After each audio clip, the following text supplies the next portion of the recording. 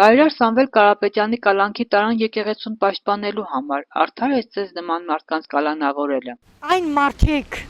բոլոր բարեգործները, որոնք հայ ժողովրդի համար ունեն ներդրում կատարած, այդ մարդկանց անունով հասկացող մարդը երդում է ուտում եւ բոլորիս համար էլ ցավալի է։ Ժողովրդի մասին մտահոգված, ժողովրդի մասին մտածող մարդիկ այսօր չպետք է գտնվեն բանտերում, նրանք պետք է ժողովրդի կողքին լինել։ Դա սխալ է, չէ։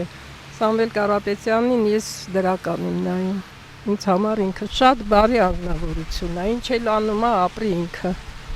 Ուրիշները ավելի շատ են աշխատում, բայց ոչինչ չեն անում։ Սամվել Կարապետյանը մեծ բարերար մարդ է, նրան պետք չէր կալանավորել։ Սամվել Կարապետյանը ընդհանրեն ասած մենք մասնակցելու ենք մեր ձևով։ Մեր ձևովի համար մարդուն 7 ամիս կալանավորեցին։ Ոնց ուզում նենց անում Փաշինյանը ու քաղաքացիական պայմանագիրը։ Մենք ղեկավար չունենք, ես չեմ ընդունում Փաշինյանին որպես իմ վարչապետ, այդքան բան։